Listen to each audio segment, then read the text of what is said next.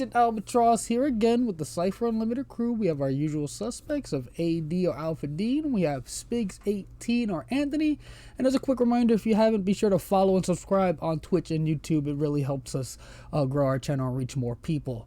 And Dean, what are we doing here today? Well, you know, guys, it's a typical night here at Cypher Unlimited, and we have one of our longtime friends, our most visited guest of all times. And, you know, I know he doesn't really need an introduction, but we're going to talk about it anyway. None other than Sean K. Reynolds. I mean, this guy's been a webmaster, game designer, freelance wrangler. I mean, it's probably a lot of other jobs we can't even talk about, but we can even say he's written a couple hundred books to half a dozen for different RPGs, to include Numenera, Pathfinder, and 3 editions of D&D.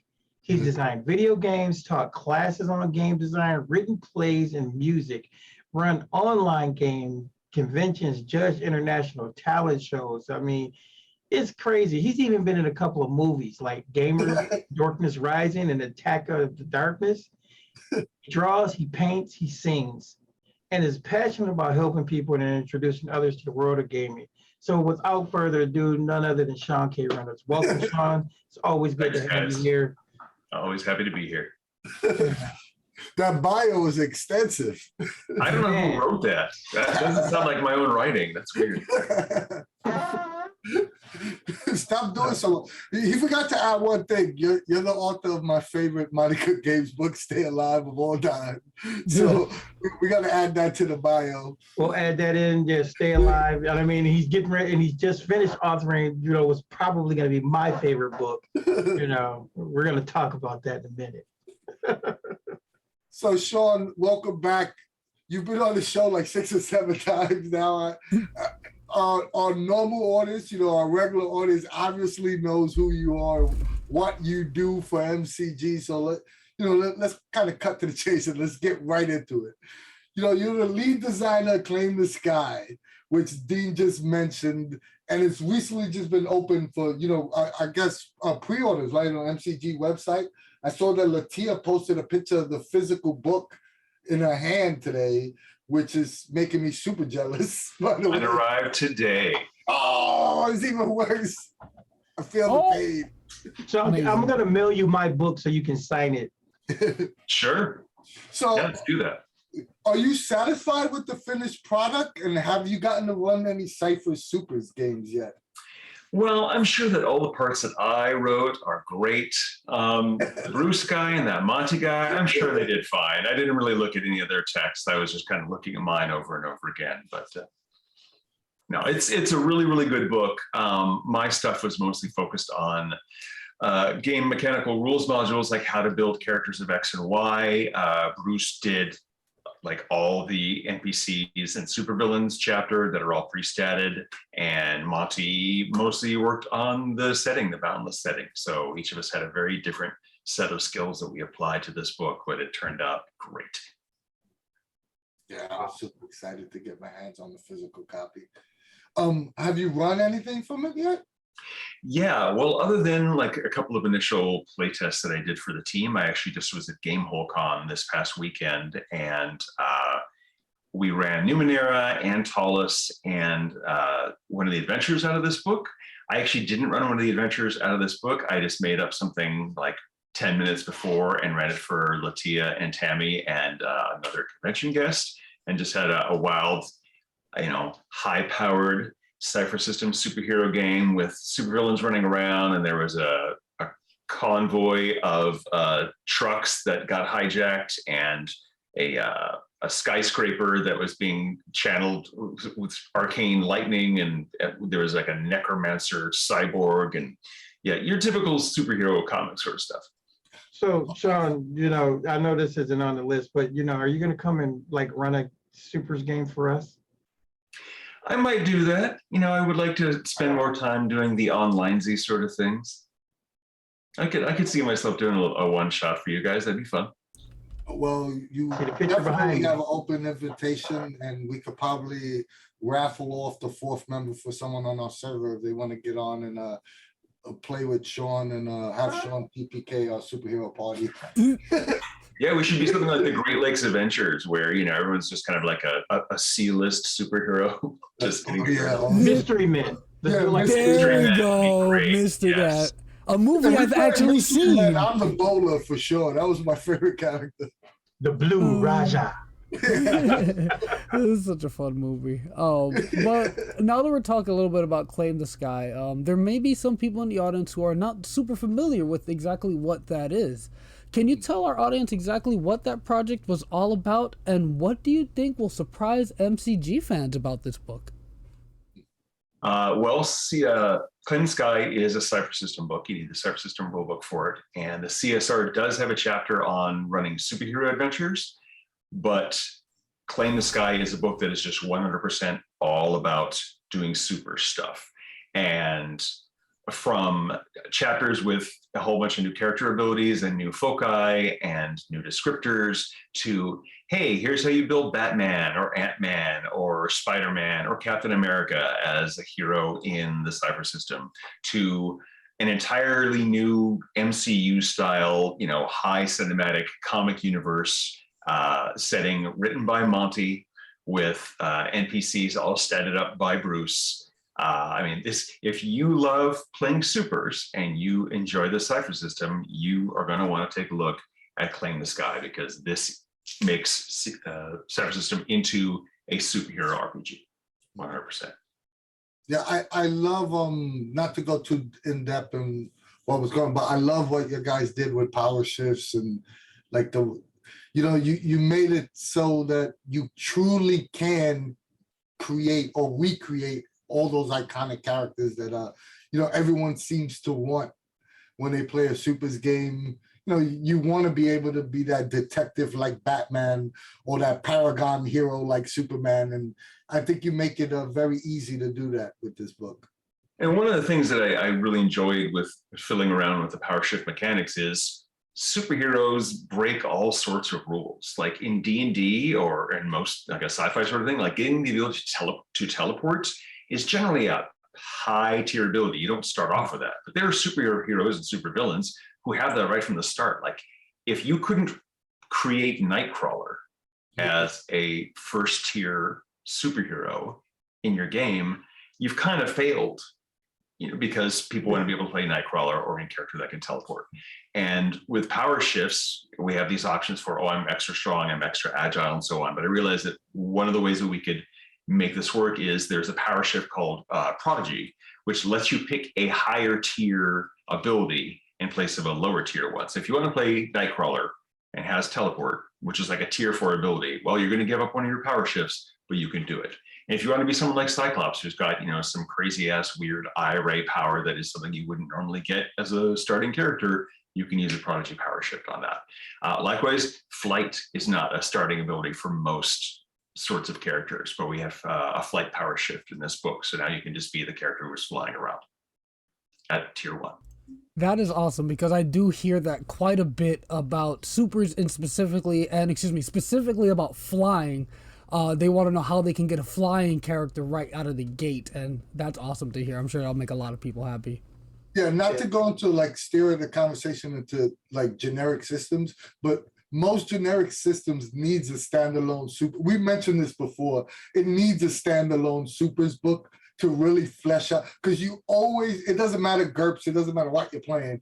There's always somebody, if you're using the base book, saying, I can't make, random superhero character based on this base book. So, like we've been saying this, we really wanted a dedicated supers book, and this is what Sean gave us, And I think it's going to alleviate a lot of that discussion. I tell you, it makes me feel really good, because, like I said, how much I love superheroes. You guys know, and then like some of the stuff that we were doing early on, and it's like Sean just took it to a whole nother level. So it's just so much fun to see all of it come to fruition. And now there's no more argument. You don't have to worry about the arguments at the table. Well, that's not in the book, because now you can just pull the book out and go, look, it's in the book.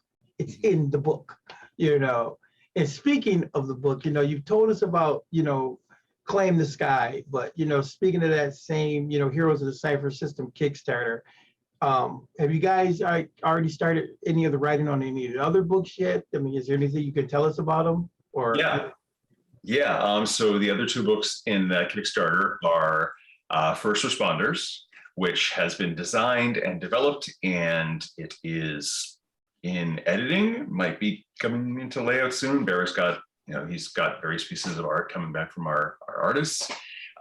Bruce has just finished writing The Origin about 2 weeks ago. He did it a first draft and handed it over to me to develop. I gave him some developer feedback. He made changes. He sent it off to Monty for creative director, CD feedback. Monty gave it back to him, and now Bruce has wrapped that up, and he is back to working on Path of the Planebreaker. So The Origin is also going to be off to editing momentarily.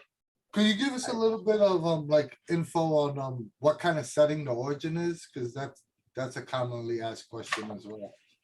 So if Claim the Sky and its boundless setting are like the MCU cinematic universe, The Origin is a much more secret sort of thing. Like, people don't know that superheroes exist. The player characters don't know that superheroes exist. And actually, one of the first adventure is, hey, you run into somebody and now all of a sudden you have powers and there are people after you. It is a much more like low-key, intense. There's a lot of conspiracies and secret societies trying to figure out what's up with all this weird supernatural superhero stuff happening. Like, if you watch the show Heroes in the 2006-ish, whatever that was, season 1, where like everyone's just like, what are powers? I know that is like what The Origin is about. But because this is Bruce, he has some really bizarre and creative twists on it about divergent timelines collapsing and where are your powers coming from and why do you remember the Earth being destroyed, but clearly it hasn't been destroyed. There's a lot of interesting things just tying together an overall plot for that setting that are really, really cool. And people are going to just read this and go, wow, this is, I mean, Bruce, who basically created the Far Realm for D&D, the realm where mind flayers and stuff come from, Bruce just applied his creativity and made a really cool superhero setting. nice. That sounds awesome. Can't wait. Cannot wait. Super And exciting. before I go to Path of Planeswalker, I just want to re-ask this one other Clean the Sky question that always gets asked as well. Is first responders, is that a supplement for Claim the Sky, or does that have a micro setting attached to it as well? It's not even like a micro setting, it's more of a pico setting. First Responders is basically set in the real world, and like the minor setting element is there is an organization that prepares and deploys first responders of various types to help with various kinds of disasters. This group is called Bastion. So you could run a first responders game set on modern Earth and use Bastion or not, up to you, but it's just kind of a way to tie some of these elements together. But you could run first responders as its own thing. You could use the material in there as an augmentation of any other Cypher game, whether you are doing something like Claim the Sky, which is obviously superheroes, and you're needing to have, the aliens have attacked New York, and now they're, while the heroes are fighting all the space aliens and stuff, there are people who are trapped in burning buildings, and you need to rescue them. And so you could, kind of do a B side quest of firefighters and other emergency workers trying to get people out of these buildings that are destroyed. There's an example adventure where a truck carrying spent nuclear fuel pellets derails, or it gets hit by a derailed train. So there's just nuclear material scattered everywhere, and you have to be picking it up and getting people out of the area for radiation exposure. And the whole thing is that it's meant to be an add-on to any Cypher System setting. Yeah, I got a feeling But- that's going to be one of those go-to books like Worlds, Numberless, and Strange that you always have next to, even though it's attached to a setting, you're going to always have that book next to you for reference for no matter what MCG game you're playing, because it's going to have so much information to be utilized.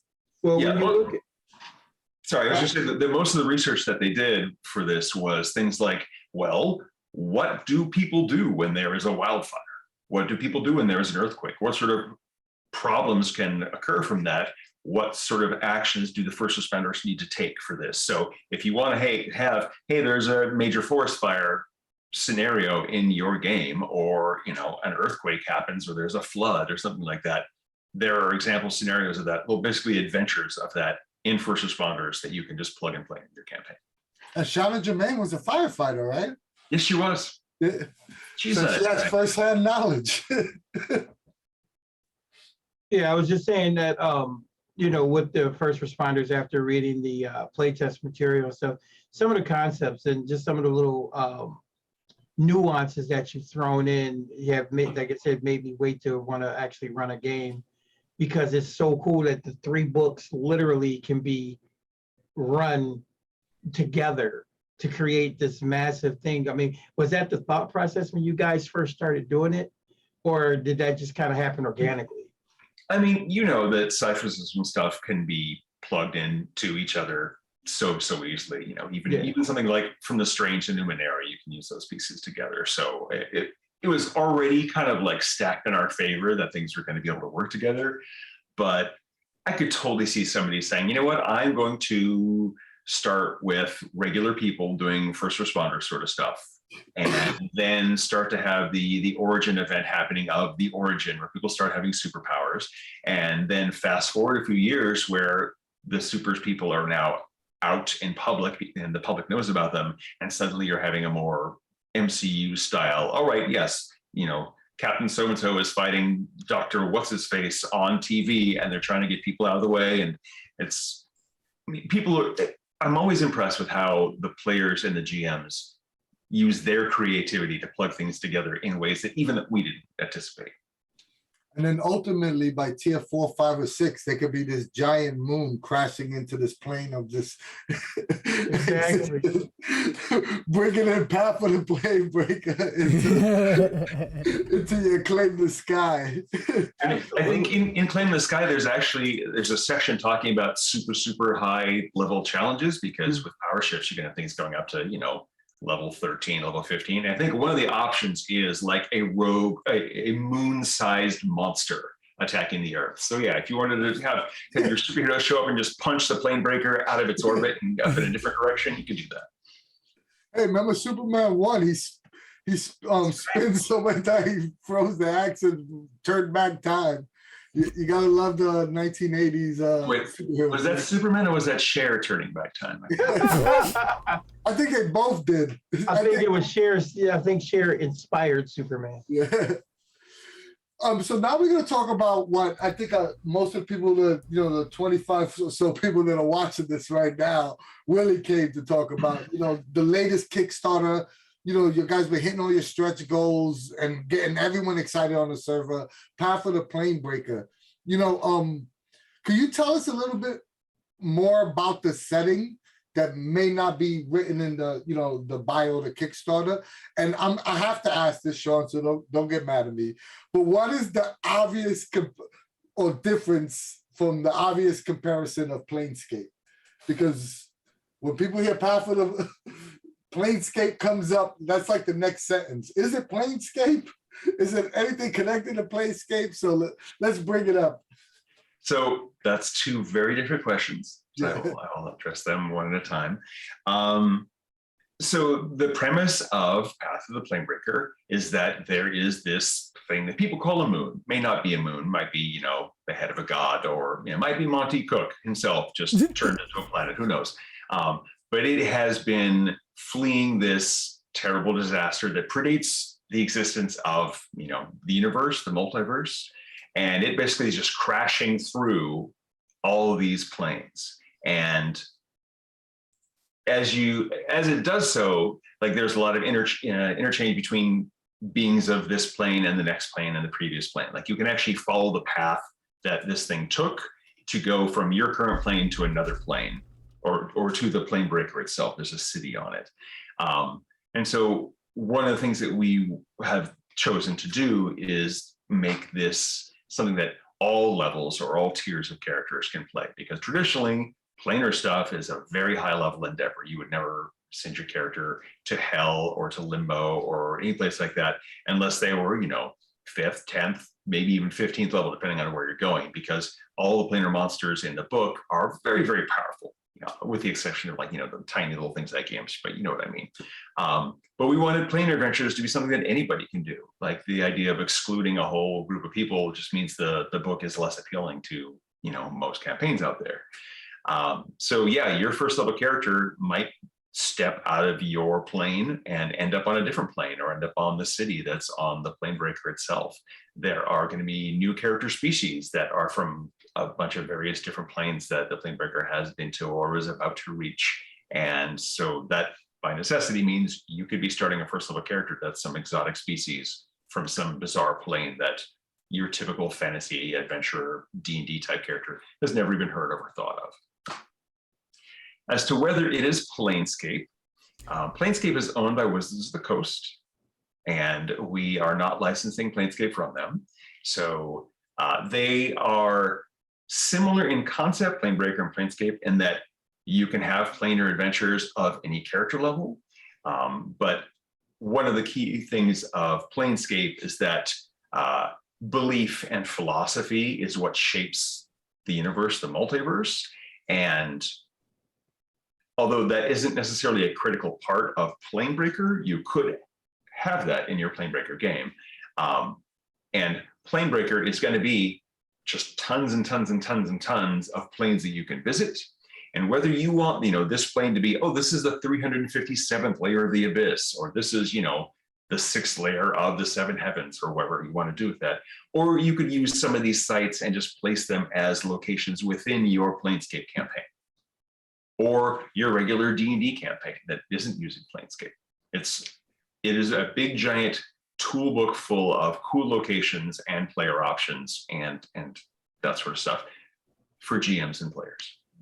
I just think when people hear Monty and Bruce specifically and the word plane, their mind immediately goes to Planescape. We had a video earlier a couple of weeks ago where we were speculating before the video dropped, and I said MCG could come out with a book called Plane Doodoo, and people will be talking about Planescape like 2 seconds later. You hear Monty's name or Bruce attached to Planescape. Attached to the word plane, they automatically assume some attachment to Planescape. So I also want to point out that Monty's adventure, Dead Gods, which was a Planescape adventure, on the cover, there is a man or some sort of perhaps a dead god that is being dissolved or rebuilt or whatever. I am the live person model for that illustration by our. Oh, awesome! Nice. Pull that up. That's so I gotta cool. pull that up and share Would you say it. it's called Yeah. Dead God? Dead Who's the Gods, yeah. artist? We definitely need that linked in The artist is chat. RK Post.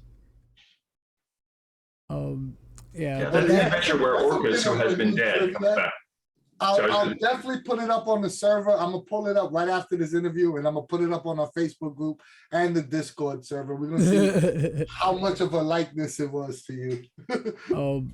But yeah, now that you mentioned all that cool stuff about what we can expect from Planebreaker, like it's gonna be like a toolkit, you can plug and play it. That's all stuff Cypher System lovers love to hear.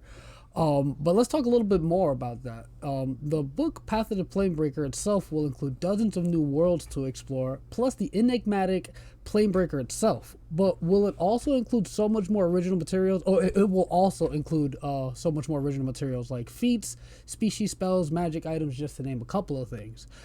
Can you tell us what else might be included for this tome for both 5e and Cypher System?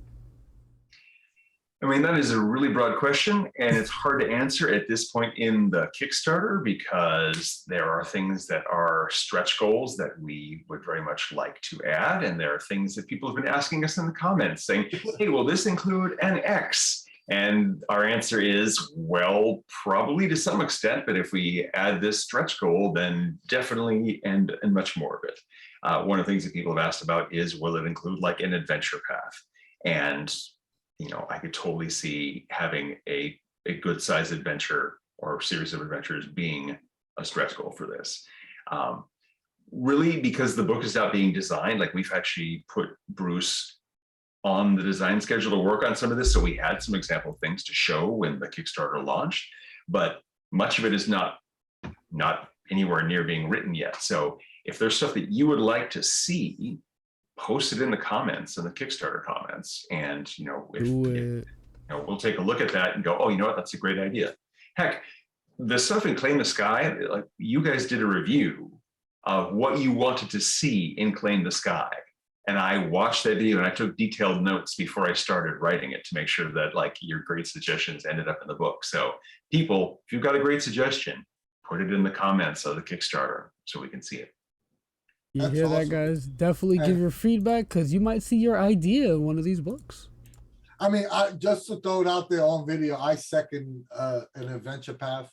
I think this setting screams for anytime you're hopping from plane to plane, it screams for a dedicated book that's level 1 to 6 or level 1 to 20, whether you're playing 5e type of adventure, because it just it's tailor-made for it.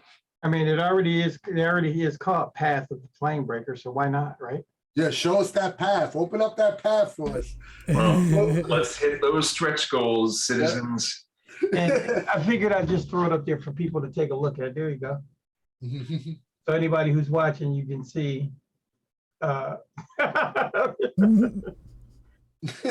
Nice. Oh, I can see it.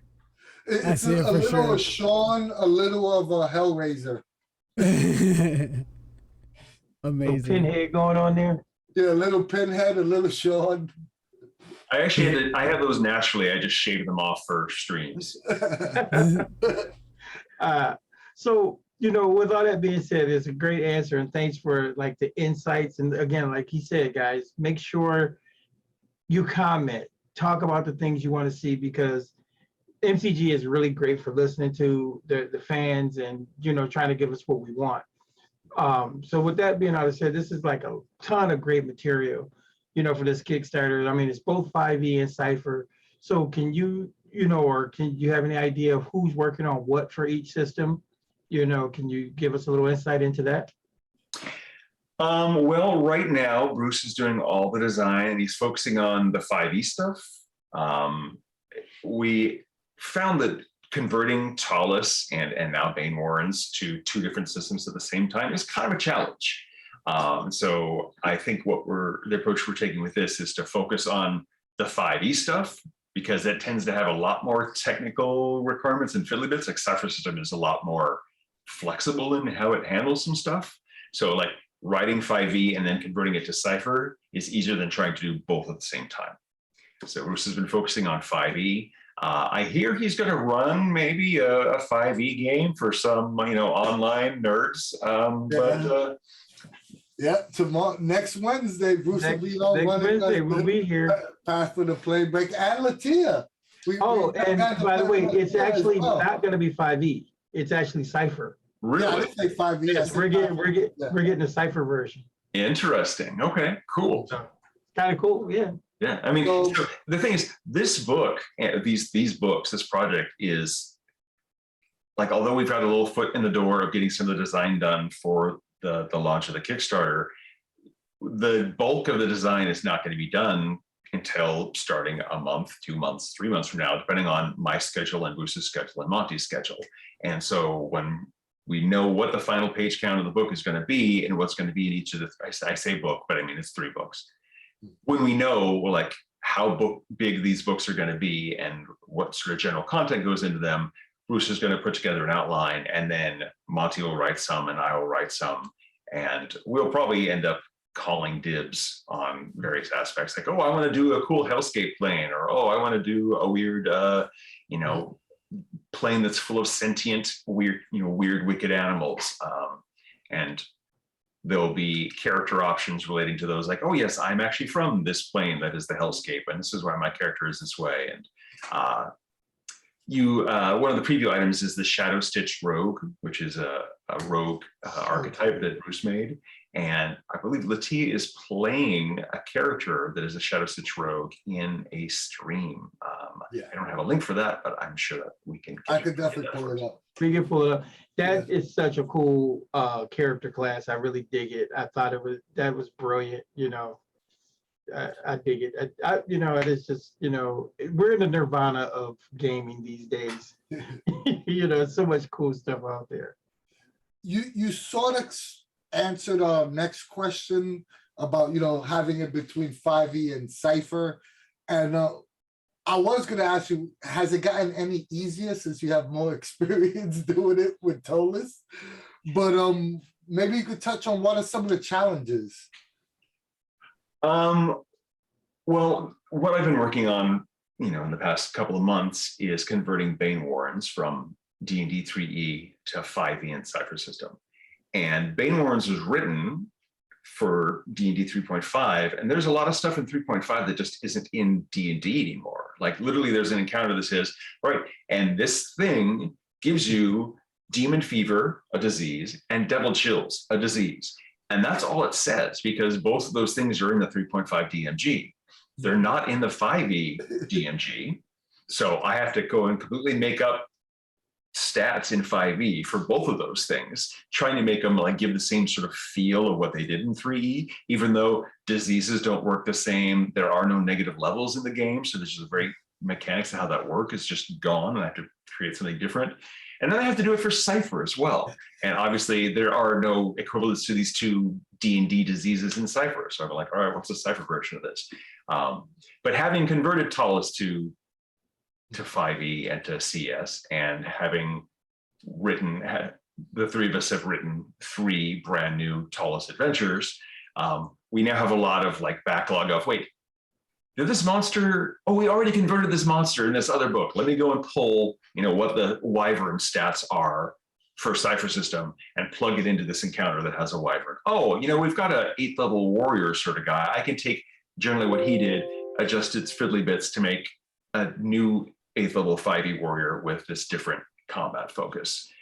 So yeah, the more that we've worked on, we have a bit more of a toolbox that is complete in our repertoire for that. So it does get easier, but we're always running into new weird ass stuff. Heck, okay, so if you're ever going to play through Planebreaker, cover your ears. I'm going to do a big old spoiler here. Just cover your ears. At the end of, sorry, not even Planebreaker, Bane Warrens. Sorry, I'm already mixing up my words. If you're going to play through Bane Warrens, cover your ears. This is major spoilers. At the very end of Bane Warrens, your characters end up in this room that allows you to kind of like link into this gigantic construct, and like you're controlling the head, and you're controlling the arm, and you're controlling the right leg, and you're controlling the chest. Like I had to make stats for that thing, stats for what each of those different limbs do in D&D 5e terms and in Cypher System terms. And it's extra weird because it's this NPC construct, but PCs are driving it. And so you have like PC abilities like, oh, here's its flamethrower attack, and here's its poison gas attack that work like character abilities, even though you have this NPC chassis. It's just so strange. And of course, you know, Monty doesn't make any of this easy because he's always pushing boundaries for what he can do with the game. And so now I'm taking those push boundaries and pushing boundaries in 2 different games 16 years later.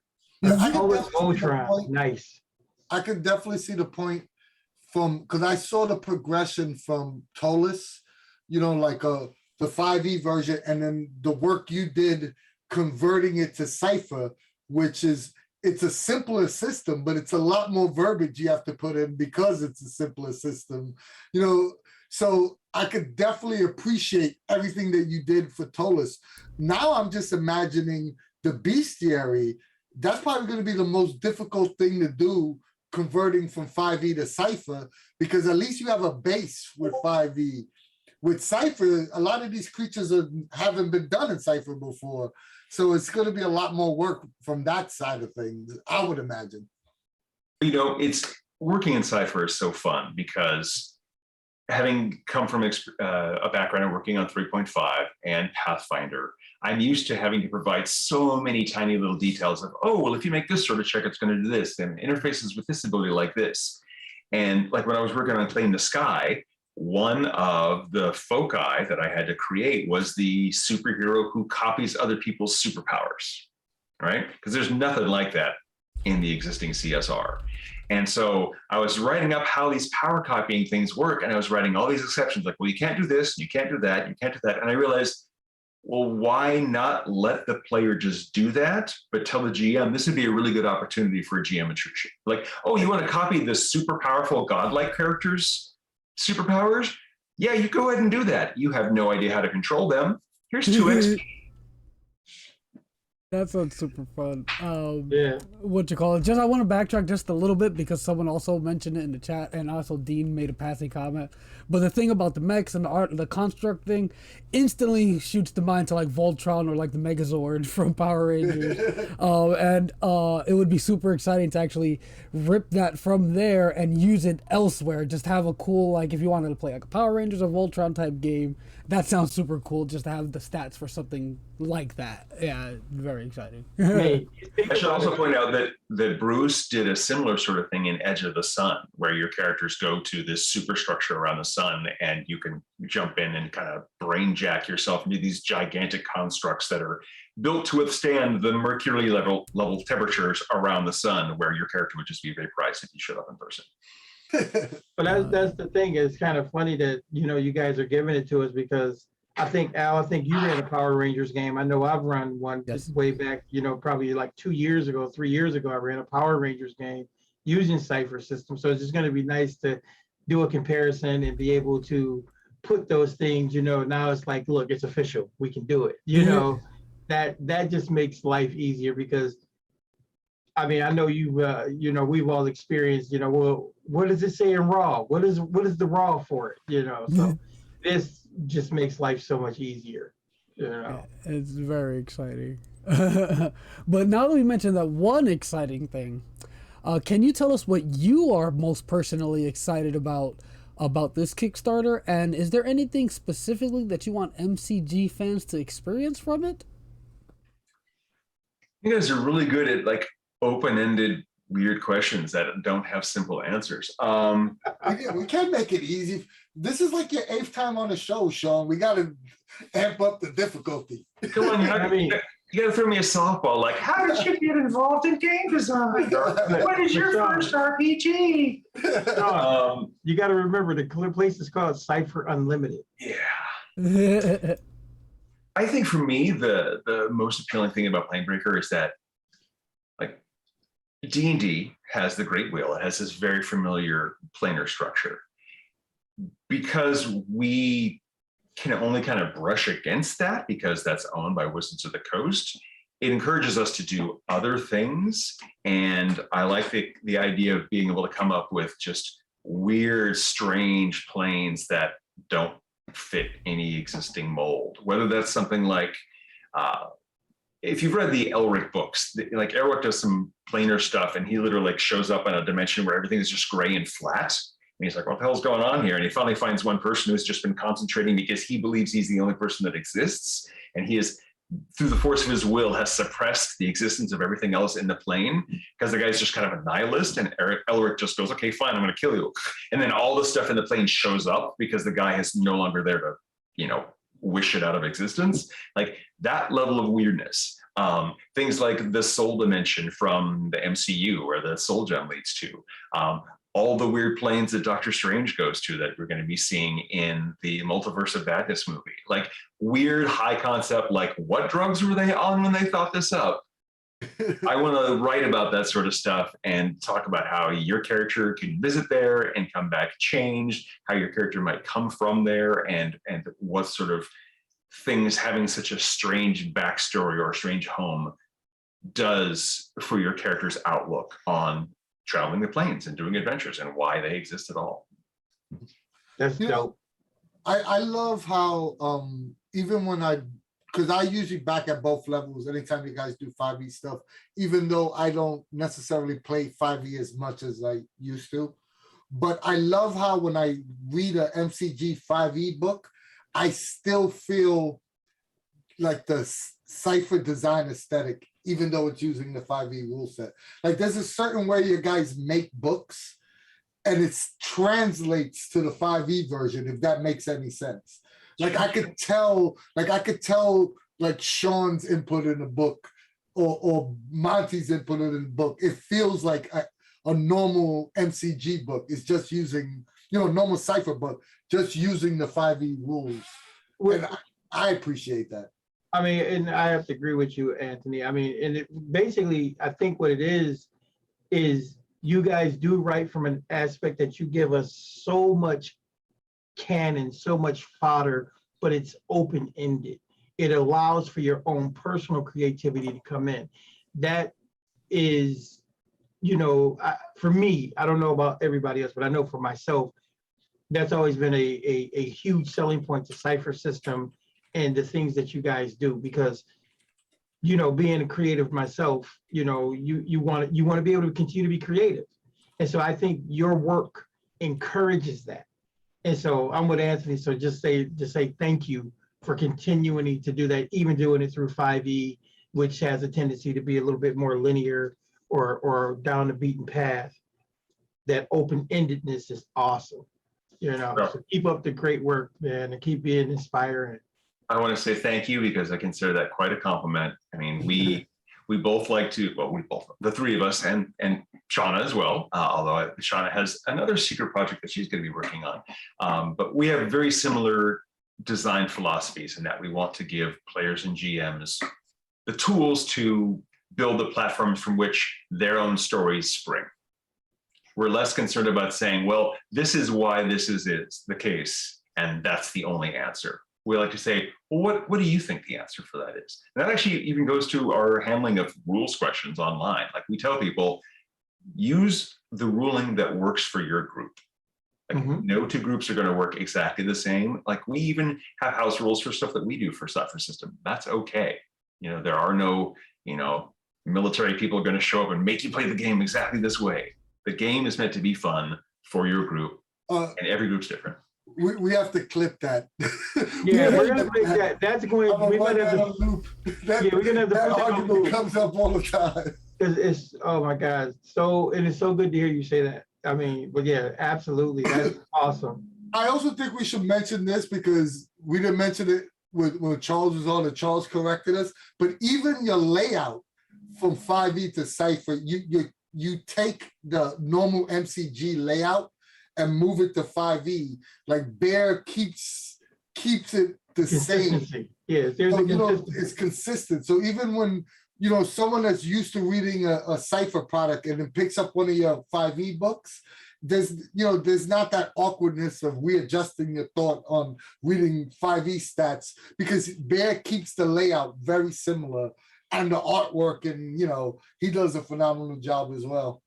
Bear has worked really, really hard to create for our 5e stuff that looks and feels like other MCG books, but is still familiar enough to someone who comes from an official Wizards reading background that they'll go, oh, this is a monster stat block. I know where to find everything. I know how this works. I know, what the layout is familiar and comfortable to me. But if you're a Cypher System player, you can definitely feel our influences on that. Yeah, absolutely. And before I ask our final question, before we get into the audience questions, I just have to kind of add to that or reiterate in a little bit, because even with what you're doing, and when you do that, I can go play anybody's Cypher game that's set in one of your settings, and it's their game, but it's familiar.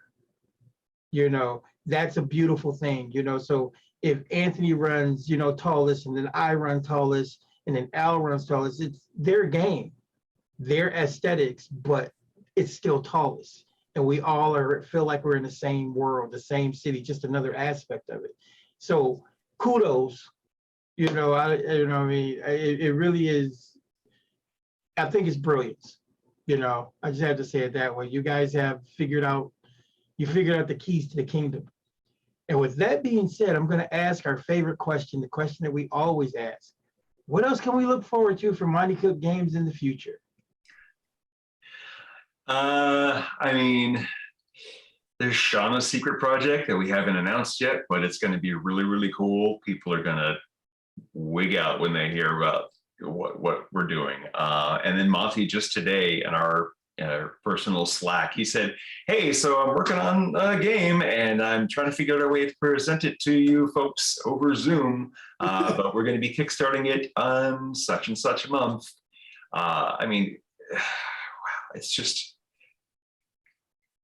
it's really fun to be working at MCG because I get all these great books that I get to work on, whether it's something I'm writing from scratch or something I'm converting. And then we also have all these projects that I am not writing that are amazing and innovative and fun to play, whether it's something like Stealing Stories or Invisible Sun or Tidal Blades. You know, that I was a developer on that. Shauna did a great job taking this intellectual property that's mostly a board game and turning it into a Cypher System RPG, and the art is amazing. And so, like, even though there's stuff that I don't have a design stake in, I get to appreciate every step of the way, the art, the layout, what we're doing, how we're talking about the book, and the enthusiasm that we have. Like, we make games that we want to play. We make games that we would love to play. And I like to think that our passion for that is reflected in the product, and people who pick it up and read it and play it, they can feel that. That definitely shows. Charles told us that on Tidal Blades, you guys are pretty much done, right? It's now in the publisher's hands to launch the Kickstarter. Yeah, there was an unusual situation that they had us design and edit and lay out the book, and then we handed it off to them. We're like, all right, it is now your project. So it's like, it was a first for us to do it that way. But yeah, they're getting ready to do their Kickstarter, and then people be like, oh, that's an MCG book setting of their world. That's really cool. Yeah, they had me at Turtle People. Yeah. Before we go into the questions, I just want to give you another compliment. It says that you guys are all great. Gonza Pa EST says they're all great writers too. MCG products feel like novels rather than textbooks. And that's Sean, that's Chris Neglin, you know, from Gonza Gaming. I know, Chris. Actually, it's not. Actually, That's it's not not. Chris. No, That's not Chris. they confirmed last week that is actually indeed not Chris. You lied to Oh, me. is Anthony. it? No, Nope, Chris it comes is up just as someone Chris. with a similar name. Chris comes Oh. up. Chris comes up as either Chris or Gonza. I know we am need you- so we need you. sorry. Well, thank you, not Every Chris time I Nicholas. saw your chat, I always assumed you were Chris. Nope. Who are you on the server? We definitely have to chat because you always support us. I apologize wholeheartedly. So one of the first questions we got. Excellent segue into audience questions, so let's get those rolling. You heard what What I is your said? real I said name? Dean's gonna run you in a free game for that. He didn't even catch that. Not a problem. I got that. Let's see. Dissonant. I think Dissonant had the first question. I'm just trying to find it. Yeah, I'll scroll up. Yeah, you But can just there scroll was a lot down. of No, questions. I put it in the document in our little. Just scroll Oh, you down. did? Yeah, they're all Oh. there. Yep. I'm on point, baby. Al is on his job. Okay, so Claim the Sky asked, Dissonant asked, my question with Claim the Sky is, will we be seeing a return of the Callisto 16? He wouldn't know that. That's a separate company. Yeah, I know, but I asked the question. I kinda- Just but- any the follow up was just anything on the radar about that. If you have heard anything. I haven't heard anything about that, but yeah, as you said, that's someone else's characters, so we don't own them, and they are not in Claim the Sky. But you know, maybe we should message them and say, hey, you should post the Claim the Sky versions of your characters now that you've got the full rule set for that. Yeah, that would be awesome. Nice. Gonza, P-A-E-S-T. Once again, I apologize for confusing you with another Gonza. Any new mechanics in first responders? That's actually a great question. Yeah, I mean, for example, fire is weird. Fire is sort of like a creature, but creatures have health and fire doesn't have health. It has a stat called threat. And so if you're dealing with a burning building or a large burning area, you're going to have one or more fires that you treat like creatures, and each of those creatures has a threat number instead of a health number. And so your character's actions are reducing its threat. And when that threat gets down to 0, that portion of the fire is put out. So there's one quick summary of some new mechanics from first responders right there. There's also some new, there is a new character type meant to be specifically for first responders.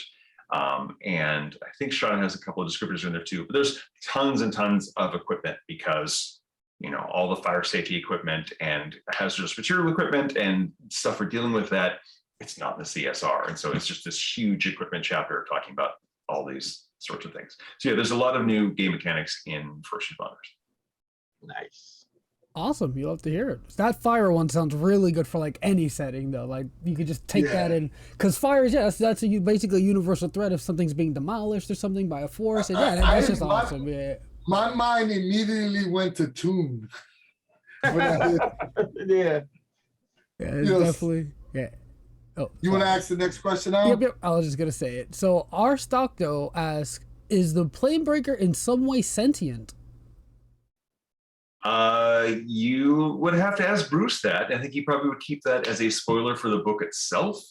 Yeah, that's a really good question, because nobody really knows what its next move is going to be. It just seems to be kind of crashing through the plains. And if you're just some peasant, you're not going to know, what multi-dimensional angular physics means that the Planebreaker is it shifting its course, or are these planes lined up in a certain way and it just happens to be going through them? Like, is there something at the heart of it that is actually controllable? Maybe there's an entity that's steering it like a crazy big old ship.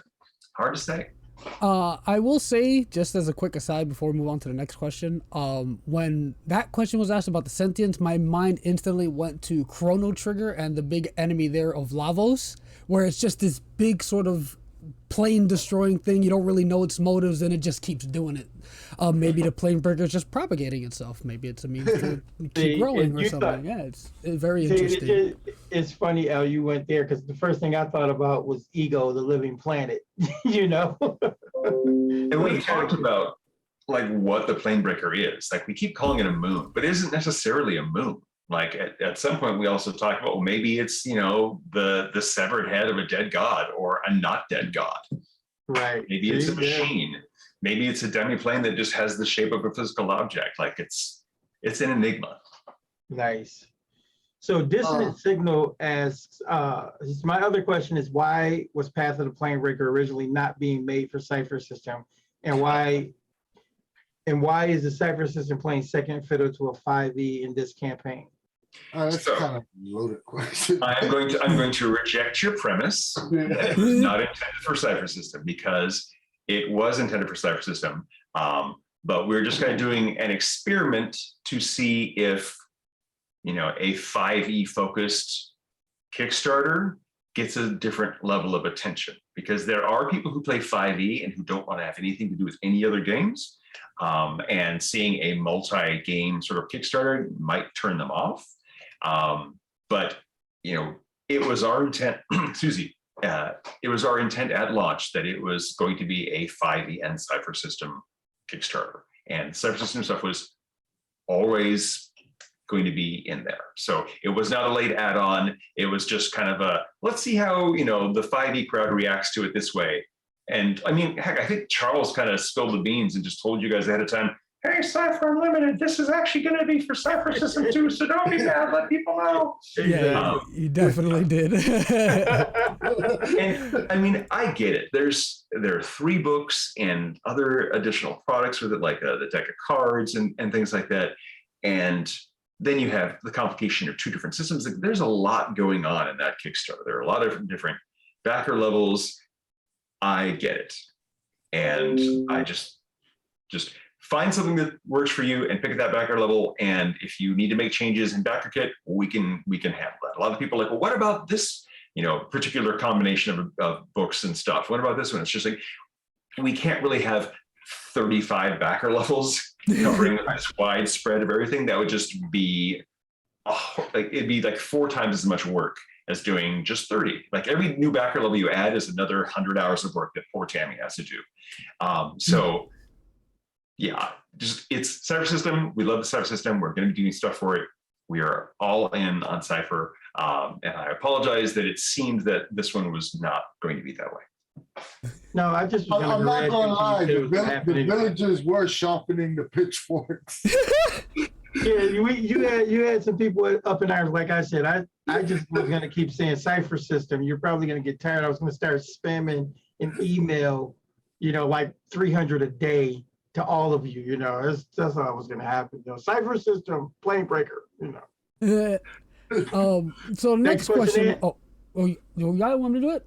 You No, went. you asked the last one on me, yeah. right? This one's not necessarily a question, it's more of a statement, but it's No, you skipped the question here, buddy. Let me just read the question. So Samuel Kaufman asks, can he be able to, or will they be able to play Common Rider in this Claim the Sky set of rules?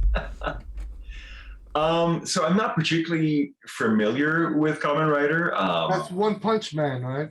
No. That's Kamen Woman Riders. Rider. Kamen Riders are the Oh, you insect. remember? Kamen Riders were the insectoid guys that he had the motorcycle and all of that. He could And like the transform. battle suit and Battle suit. Okay. And you definitely can do it.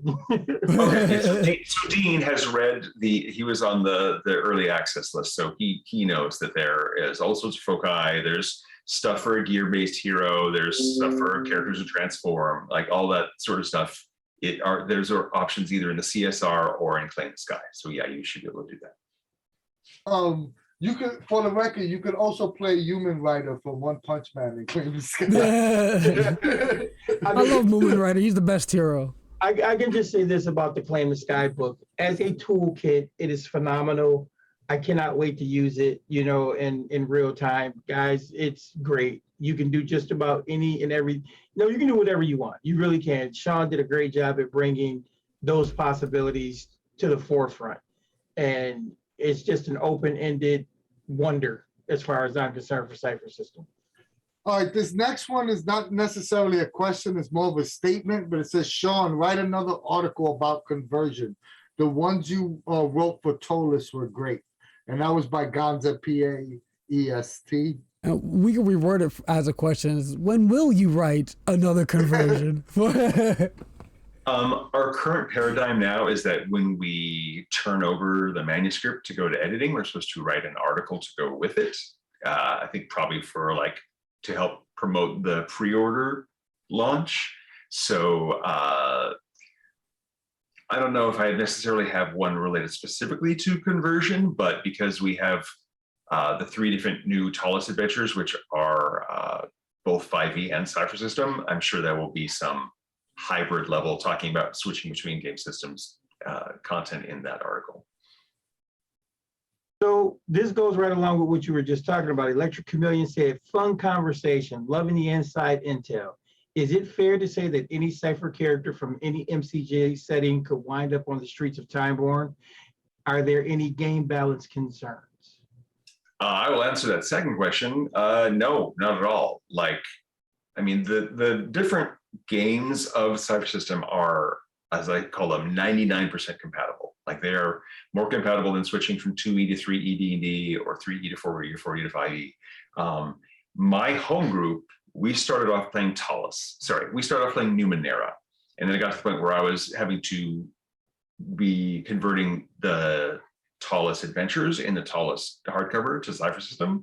And I said to my group, I would like to do some play tests. Would you be okay if we started playing Tolis instead of Numenera? You can keep playing your same characters. And they said, sure, let's do that.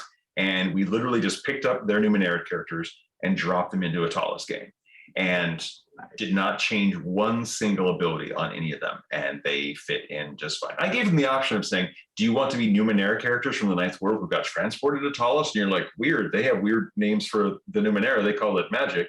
Or do you want to just say, hey, let's kind of do a backfill of, we were always fantasy characters. These are fantasy characters built just like our Numenera characters were. They opted for the second one so they can actually have people who are born in Tolis as PCs. But yeah, you can literally just pick up a character and play it in one or the other. As far as power level is concerned, the only issue would be if you were dealing with characters who have power shifts, like superhero characters.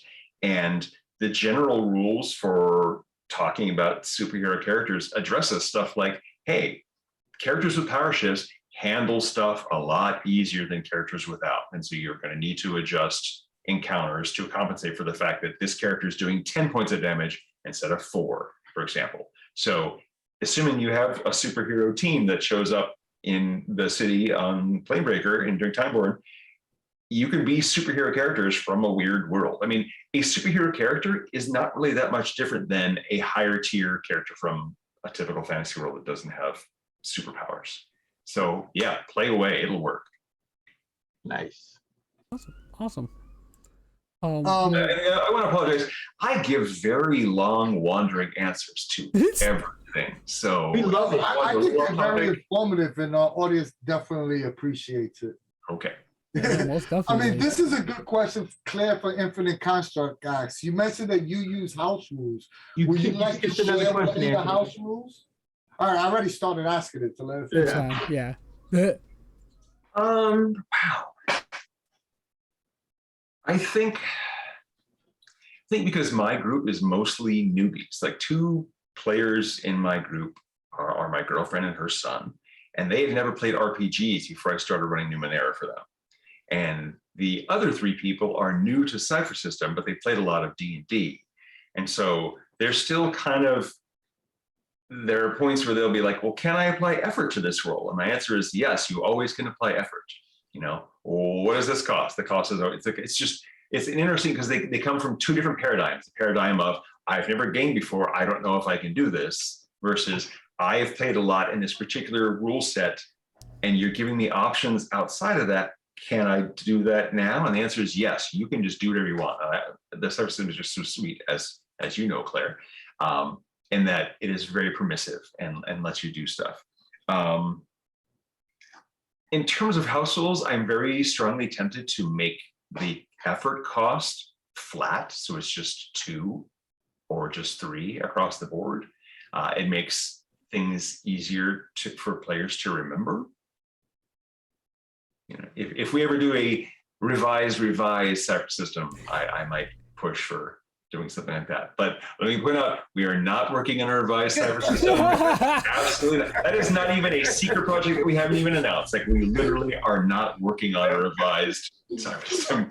You heard it here first. No. It's the revised 2nd edition Cypher System. But moving to one. And just go. You heard it. We are working on a revised. It's gonna be heavily edited. But either way, you want to ask the question that I cut out? Yeah. It says it was also Electric Chameleon, and he said also Planebreaker is envisioned as a one and done, as in once the Kickstarter has been fulfilled and it's time to move on to other projects, or do you think there'll be additional adventures and supplements? I mean, if you mean, will we revisit it later in the same way that we go back to Numenera and do more stuff, or that we've gone back to the Cypher System and doing more stuff? I mean, that's always a possibility. And likewise, you know, if there's enough demand for more kind of the Ancients stuff, we would totally consider doing a Kickstarter for that. We like to write the stuff that we're writing, and if people want more in a particular genre, as long as we don't feel that well is tapped out, then yeah, we'd go back to that. And heck, there's an infinite number of planes out there. We can always do more planar stuff. So if, you know, 2 years down the road, people are like, we want more planes, we want it, then I could see us doing it. A planar book, I'm calling planar book. Planes, what is it? Planes, numberless and strange. It's hard to really know what, because the Kickstarter's not done yet. You have a lot of stretch goals that, you know, a lot of stuff we might be asking for might be planned in a stretch goal. Exactly, that's true. That's very true. Yeah, these books might end up really huge. And so you're like, okay, each of these books is 700 pages long. Well, I guess I've got enough material to last me a couple of weeks. Get the last one out. Al, you want to hit the next one? We got like two more questions here. Pretty good ones, and I'm sure this next one most people want to know the answer to if you have it. When are the books going to come out for the Claim the Sky set? Like, when will we actually be able to hold these things? Well, I mean, they sent author copies out to the team. I got mine today, and so that means we have them. And it's a weird thing because sometimes the printer sends us a batch, and then Tammy sends them out to the team. So, like our warehouse might not technically have them, but I believe they're going to be fulfilled in early December. So you'll be having them in time for the holidays. Nice. Nice. Woo-hoo. I mean, we are really lucky that they didn't end up stuck on a ship orbiting outside of California somewhere, like how some of the tallest NPC deck has just been waiting because it's just been circulating out there. So we're really very lucky that Claim the Sky did not get stuck in that situation. But yeah, soon, very soon. And Infinite Construct asks is how genre neutral can the material in Planebreaker be? If I wanted to use this in a science fiction game, how much fantasy veneer would I have to sand through? That's a good question. And we've actually come at that from the opposite side of, well, how many weird sci-fi planes are we going to have in Planebreaker? Like, is something like a Numenera a possibility for a plane that you would visit in Planebreaker? All bets are off. We are open to, doing some really strangely, I mean, here's the thing. We are not Wizards of the Coast. We are not writing for D&D. So we can do weird stuff that Wizards of the Coast might go, we're not going to do a sci-fi version of that. Like Pathfinder has, or Paizo has Pathfinder and Starfinder. D&D has Planescape. And we might have some more, sci-fi, non-magical planes that people visit. I think we could just add one last question. I'll stock those. Sure. Is there a Jade Colossus concept in Planebreaker, like a player-facing generator? Ooh. Well, again, the books have not been written yet. Really, there's only about 20 pages of material that Bruce has created so far. But there could be, I mean, like, assuming you're talking about something like, hey, I want a random generator to create really strange planes just by rolling on a bunch of tables. That's a really interesting concept, and I will mention that to Bruce.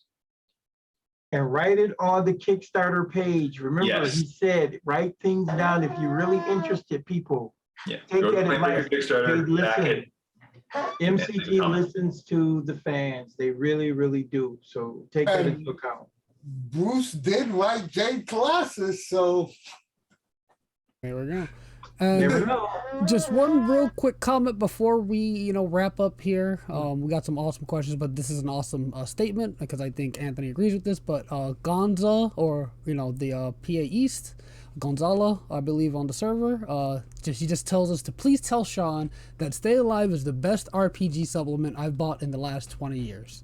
And yeah, it is awesome. Wow, thank you. Wow, okay, I'm gonna, I mean, Sean, I'm telling you, thank you so much. me and Anthony have talked about Stay Alive over and over again.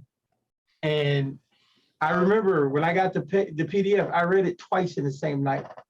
It was that good, and now I've just, been like totally geeking on Claim the Sky, and I can tell everybody it's just as good. It's an awesome piece of work. I just can't wait to get the physical book, with all the pretty pictures, and I'm going to read it again. So with that, Thank you very much. That's a really great compliment. That's wow. Thank you very much. I'm at a loss for words, which is very uncommon. Aw. well, we're only telling you the truth. Keep up the great work. You do wonderful work. And like I said, as far as the work you do just for us as consumers, but also the work you do for those of us who are creatives, just how forthcoming and giving you are of your knowledge and your talents and so on and so forth. It's unprecedented. So again, thank you. Guys, you got anything you want to tell Sean? I want to actually give you a really quick preview of something. So there's a superhero bases chapter in Claim the Sky that is really, really cool. Bruce wrote this up, and it presents 3 different bases that the GM could use for your superheroes. Like, oh, we're just getting started. Our base is, the spot behind this dry cleaner that we meet in on weekends to go and fight, street level crime. And there's we own the top 6 floors of a skyscraper base. And then finally, there's we own our own orbital satellite base. I want to point out that Bear, at Monty's direction, Bear had some really, really, let's see if this will unblur. Oh, There we it go. looks censored. Like, Oh, that is the top of that's the cool. skyscraper. It's the cutaway view. I don't know if you ever saw like in the old official Yes. handbook of the Marvel Universe Oh, entry, yeah, that like the looks Baxter awesome. building. Like, That's what that looks like. And then the satellite base. It's weird how it's censoring it because of my blur filter. Yeah, I love how the blur filters making it look censored, like you're showing some classified documents. or like Sean is showing us like nudity images. Like, Those are awesome. I cannot wait. Was that a 2-page image of the satellite base? Yes. Yeah, it's a whole spread. Yeah, that's awesome. Exciting. I'm sure someone's going to screenshot that off this video and like blow it up and try and see. It's awesome. I definitely want to bring up that Path of the Planebreaker, the Kickstarter, is still going live now. If you haven't checked it out, whether you want to back it or not, please go and look at it. You know, now if you're a 5e player or a Cypher System player, it doesn't matter. There's something there for you. These are 3 iconic, great game designers that are working on a project that I think would appeal to multiple different gamers. You know, I'm backing at both levels, but you don't have to if you want to back it at 5e or back it at Cipher. Yes, you can. That was asked in chat. You could back it at whatever level you want, and when it gets fulfilled, you tell MCG which version of the book you want. So just because you just get in the base book doesn't mean you have to get it in 5e. There's a little confusion on that. No, you could back it at any level you want. And then once, you know, the Kickstarter gets fulfilled, you tell MCG which version you want. So if you want the Cipher version, you can just get the main Cipher core book. You don't have to back the $450 level to get both books. Just want to throw that out there. But it looks like a phenomenal project. And please, please, please go check it out. You know, we want these stretch goals. I'm selfish. I want the stretch goals to hit as far as it can because I get more for my buck. And you know, what's it hurt to check it out? Just go see. I mean, think of it this way. Anthony's backing it like that. And he wants all the stretch goals. He's even getting the DM screen, and he's anti-DM screen. So, absolutely, you know, I mean, we could talk all night long about MCG. We could talk all night with Sean. I mean, it is what it is, people. Well, I'm glad everybody came by to visit and hang out with us tonight. I really appreciate it, Sean. You know, you are always welcome. We appreciate it. You know, come back, hang out with us. You know, you let us know when you're ready to run that superhero Claim the Sky game. Let us know what you want to do. We're all set for that. I will be contacting you very soon. See, I was going to say, I could be really, really mean and say that you're not allowed to read Claim the Sky until we run that game. And that way you'll just be like, ah. I mean, Dean's gonna cry now. I will say this before we go into our closing remarks. We can maybe even combine your 2 books and do a horror supers game. Oh yeah, that'd be fun. Yeah. The one shot that I ran at Gamehole Con featured a cyborg lich, so I could go a little bit more horror on that. Maybe have some kind of Terminator aspects to it. That might be kind of fun. that'd be awesome. And just so everybody knows, you know, that possibility exists. If Sean does this, we're probably going to try to like raffle off a fourth slot for somebody out there on the server. So, woo-hoo. And also, just so you know, that Charles is right behind your tail. He wants to be the most appearances on Cipher Unlimited. He told us so. Gotta keep that one tough advantage. You have you're 2 ahead of him. I think this is your 5th, and he's done his 3rd. Okay. So, but he said he's going to try to catch up to you. Well, then that's another reason to do that Supers one shot then. Al, anything you want to tell our viewers before we go? Just thank you, everyone. Yeah, you guys are awesome for stopping by, chatting it up with us. All these awesome questions you have for Sean, really awesome. Thank you so much. Sean, where can you be found on the interwebs? I am at Sean K. Reynolds on Twitter. And I guess at Sean K. Reynolds on Instagram, although I'm a very poor Instagram poster. It's mostly just photos of my cats and my morning latte. I like the latte art on Twitter. Yeah. All right, Anthony. If you like us and you like what we do, please like, share, and subscribe on YouTube and Twitch. Either way, we really appreciate it. It helps us out a great bunch. if you want to play any MCG prize, join the Cypher Unlimited Discord. We have the largest fan-run Discord server for all things Monte Cook games related. We have almost 4,000 members where games are being run pretty much daily. Conversations about every Monte Cook game setting, every Monte Cook games game. If it's No Thank You Evil, Invisible Sun, whatever MCG produces, we have conversations being had about that. If Discord is not for you, join our Facebook group. It's not as big as our Discord, but there's still conversations being had there daily. If you want to look cool, buy some of the CU hats, visit our online store and pick up some cool stuff, like shirt like D got on. We even got CU capes in the works. Check that out. Or give us a little donation on Ko-fi. Our videos are always free, but it helps us out with little things like Zoom costs. Am I missing anything? No, I don't think. I think I have everything.